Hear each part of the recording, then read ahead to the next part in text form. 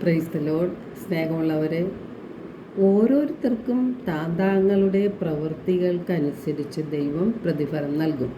വെളിപാടിൻ്റെ പുസ്തകം 22-ാം അധ്യായം 12 തിരുവചനം പറയുന്നുണ്ട്, ഇതാ ഞാൻ വേഗം വരുന്നു, എൻ്റെ സമ്മാനവും ഞാൻ കൊണ്ടുവരുന്നുണ്ട്.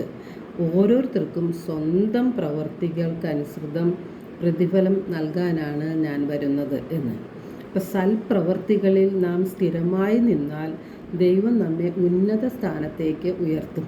അതായത് ദൈവത്തോടൊപ്പം നമ്മെയും ഇരുത്തും, നിത്യതയിലേക്ക് നമ്മെ പ്രവേശിപ്പിക്കും. സ്വർഗത്തിൽ യേശുവിനോടൊപ്പം ആയിരിക്കണമെങ്കിൽ യേശുവിനെ പോലെ നാം വിശുദ്ധിയിൽ ജീവിക്കണം.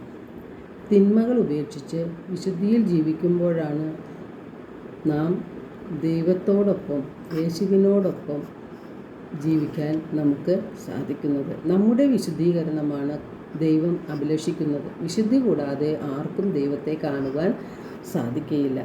ദൈവത്തിലും നിത്യതയിലും വിശ്വാസമുള്ളവർക്കാണ് വിശുദ്ധിയിൽ ജീവിക്കണമെന്നുള്ള ആഗ്രഹം ഉണ്ടാകുന്നത്. ഈ ലോക ജീവിതത്തിനപ്പുറം നിത്യമായ ഒരു ജീവിതമുണ്ടെന്ന് വിശ്വസിക്കുമ്പോൾ യേശുവിനോടൊപ്പമുള്ള ഒരു ജീവിതത്തിനായി നാം പ്രത്യാശിക്കുകയും അതിനായി കഠിനമായി പരിശ്രമിക്കുകയും ചെയ്യും. ഹെബ്രായർ 11:1 വിശ്വാസമെന്നത് പ്രത്യാശിക്കുന്നവ ലഭിക്കും എന്നുള്ള ഉറപ്പും കാണപ്പെടാത്തവ ഉണ്ട് എന്നുള്ള ബോധ്യവുമാണെന്ന് തിരുവചനം പറയുന്നുണ്ട്.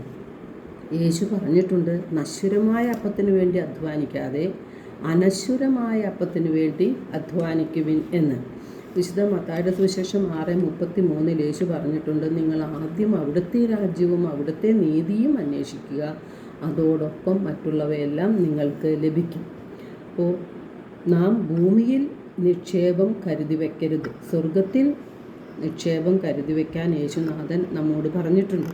സ്വർഗത്തിലെ നിക്ഷേപം നമ്മുടെ സൽപ്രവർത്തികളും നന്മകളുമാണ്.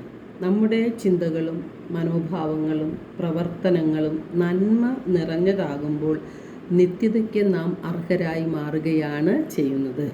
ക്ഷമിക്കുവാനുള്ള കഴിവും ആർദ്രതയുള്ള ഒരു ഹൃദയവും മൂല്യബോധമുള്ള ഒരു മനസാക്ഷിയും നമുക്ക് ഉണ്ടായിരിക്കണം. അപ്പോഴാണ് സൽപ്രവർത്തികളിൽ സ്ഥിരമായി നിൽക്കുവാൻ നമുക്ക് സാധിക്കുന്നത്. യേശു പറഞ്ഞിട്ടുണ്ട്, കർത്താവേ കർത്താവേ എന്ന് എന്നെ വിളിച്ചപേക്ഷിക്കുന്നവനല്ല, എൻ്റെ പിതാവിൻ്റെ ഇഷ്ടം നിറവേറ്റുന്നവനാണ് സ്വർഗരാജ്യത്തിൽ പ്രവേശിക്കുക എന്നത്. നമുക്ക് ദൈവഹിതം നിറവേറ്റി ജീവിക്കുന്നവരായി മാറാം. ദൈവഹിതം നിറവേറ്റുമ്പോൾ നാം എല്ലാവരും തന്നെ നിത്യജീവന് അർഹരായി മാറുകയാണ്. നമുക്ക് ദൈവഹിതം നിറവേറ്റാനുള്ള എളുപ്പ വഴി വചനം വായിക്കുകയും വചനം ധ്യാനിക്കുകയും വചനമനുസരിച്ച് ജീവിക്കുകയും ചെയ്യുക എന്നതാണ്. എല്ലാവർക്കും ഒരു നല്ല ദിനം ആശംസിക്കുന്നു. ദൈവം നമ്മെ ഓരോരുത്തരെയും സമൃദ്ധമായി അനുഗ്രഹിക്കട്ടെ.